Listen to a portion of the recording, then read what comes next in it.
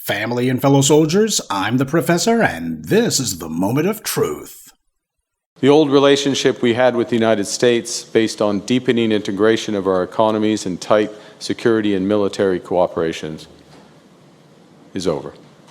President Trump again imposed unjustified tariffs on our nation in violation of our existing trade agreements. We will respond forcefully. Nothing is off the table. What is it that Trump is doing that has become so egregious that you have to speak out? Well, look around us. I mean, the impact Trump is having on the world, on the Western alliance, on markets, on our economies, I mean, these are matters that we have to talk about. We cannot continue this bipartisan gaslighting that is going on at the moment, where there are these massive changes in Washington affecting us and the whole world. I mean, look at the extraordinary treatment of Canada. Efforts to basically cripple Canada's economy in order to bully them into becoming the 51st state. I mean, this is all unprecedented. But yet, if you look to our political leaders, there's nothing wrong with AUKUS, everything's fine, the relationship is fine, nothing's changed. Let me come back to AUKUS. Well, it has changed. What's that old saying? Adversity doesn't build character, it reveals it. White supremacy is a house of cards. And whether people want to admit it or understand it or not, that house of cards stands on a very fragile foundation. That's part of the reason why it's very important to them to make sure that black people remain completely and thoroughly powerless. But what the Orange Man is doing is actually a threat to white supremacy, not because of the fact that he wants to destroy it, but rather that he's forcing them to undergo some changes that they don't want to have to undergo. This has been one of the perennial features of white supremacy. When it comes time for them to rejuggle the order of power, they soon find themselves at loggerheads. It was Spain for a while, then England, then France and England, then the United States. Look, we understand better than most that under white supremacy, the enemy of my enemy is not my friend. We have no friends. But then again, neither do they. All they have are alliances of convenience. But it's part of white supremacy's DNA that they have no permanent plans for any of their tools, even amongst themselves. Loyalty is a dirty word for them. What they really want is obedience. And some tools may be more useful than others, or others more difficult to dispose of, but they always want to get rid of them. For a good long while, the black media told you that if the Orange Man were to become president back in 2016, there wouldn't really be anything that he was doing that the Democrats hadn't allowed to be happening for the longest time. A lot of people were scared, terrified, their knees knocking, teeth chattering. They're sitting here going, oh my God, he gonna get us, when these white supremacists have been allowed to get us for the longest time. What we also saw was that at the end of the day, if you want to bring down a hideously corrupt system, there's one of two ways to do it. You either marshal enough power and resources where you're able to topple them on your own, or what happens is these guys basically eat up enough of the landscape that they become decadent and decay from within and just keel over dead. Remember, the most devastating loss of life that actually happened to the Europeans didn't come as the result of the bubonic plague or anything. It was actually by their own hands. And it happened at a time when they should have been the most at peace and the most secure, but of course they weren't. The two world wars happened at a time when the Europeans were not fighting for control. It came at a time when they had already colonized most of the world and they had everything seemingly under complete control, except for their thirst for power and their need to show their power through violence. They like to put a pretty face on things, but that mask always slips. The European Union itself is nothing more than a last-ditch effort to give European influence a last gasp.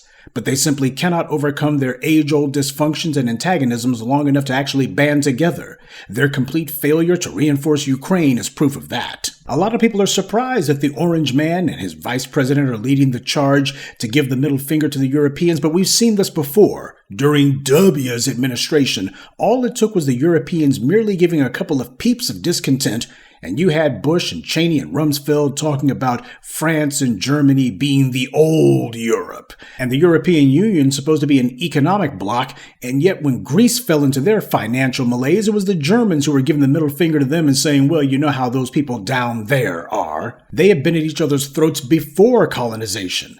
And now that they had won the so-called great game, they reverted back to type and resumed killing each other in the single greatest bloodlettings in human history. The only thing that they're able to agree upon is their utter hatred for us. If black people didn't exist, they would have had to make us up. That's pretty much what they tried with Ireland, but then again, they do that with their ethnic minorities all over the place. Now, I'm not saying the orange man is necessarily going to be the end of white supremacy, but what I am saying is that ultimately there's no honor among sleaze. The Europeans, both in Europe and abroad, have used anti-black racism as their organizing principle. That's why the so-called one-drop rule only applies to black people. It doesn't apply to melanin in general, it specifically applies to black people. This is meant to enshrine the idea that there's some sort of inherent essence of whiteness that must be protected and preserved from any black contamination. White identity is a negative affirmation. It's based not on what you are, but based on what you are not. And this is done in order to create the basis that whiteness has some sort of inherent value in and of itself. And that value is based on, well, we're not like those black people. Now, don't get me wrong, white power is very good at complaining bitterly about how they're treated by one another. And then 5 minutes later, they're making nice as if everything is everything. We've seen that trick before, too. It reminds me of the neighborhood kids who you see fighting with each other 1 minute, and then a few minutes later, it's back to the playground. It's not unity that keeps these racists from turning their knives on each other. It's that they have to keep an eye on us. So anti-black racism not only incentivizes these bigots to continue acting as if whiteness has value, but it also acts as a safety valve. Just in case some of them seriously think about getting off code, you gotta remind them, but what about the niggas? The problem that a lot of people are having is that the orange man, with support from more than a few of the American Caucasian population, happens to be doing things that are actually doing damage to the essential international white solidarity that must exist for this global order to persist. White supremacy isn't based on honor. It's based on using power in whatever form it takes to coerce others into obedience. Of course, Trump is starting fights with them. White supremacy only has 3 moves: attack, lie, steal. If they're not doing the one, they're certainly doing one of the others. But when you see what Trump's doing with his tariff war, just understand he's laying bare the inner conflicts and petty rivalries that had previously been painted over by prior administrations. Sure, they make nice for the cameras, put on their phony smiles and shake hands, and it seems as if, oh, these white supremacists, they just love each other so much, but all of that animosity is just beneath the surface. And it doesn't take much to break that surface. The shills and plants will never understand this principle, but I don't think anyone should actually believe that Trump's antics are bad as they relate to Europe, not if you're thinking that white supremacy is a bad thing. If you want to fracture white power, then it's common sense you would want them to start pointing fingers at each other. Regardless of how this tiff over tariffs turns out, they won't forget about this insult because of how brazen it is, and they will know that it can happen again. The Achilles heel of European hegemony has always been that sooner or later they turn their guns on each other. They can't help themselves. This is why the black media told you that Trump getting back into the White House would ultimately be a good thing in the aggregate. In his arrogance and ego, he'll want to see everyone bow down to him. And of course, his MAGA supporters will go right along with it, mouth frothing, shaking their angry little fists, because as they see it, he is an avatar for them. He is their most outre, their most grotesque, their most belligerent form of white primacy, and they eat that stuff right up. He will overreach inevitably, and in the process, he'll bring things to a head, things that should have come to a head a long time ago. People need to understand that the status quo is intolerable. They need to see the white right in particular stomping all over them to the point that they won't tolerate any more excuses from the Democrats and will put actual pressure on them. You see, there is no rise of the right.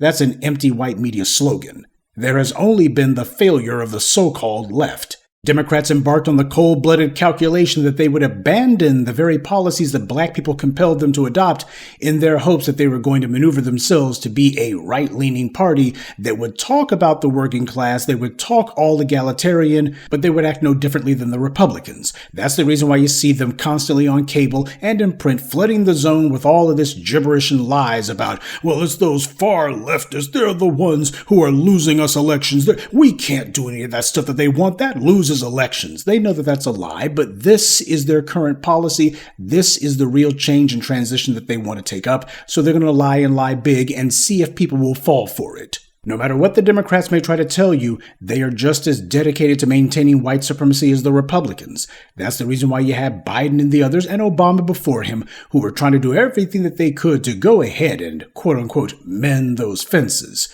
Even as a person of color, Barack Obama was still recognized as an agent of white supremacy. That's the reason why those European leaders over there were so eager to embrace him. They knew exactly what this guy was.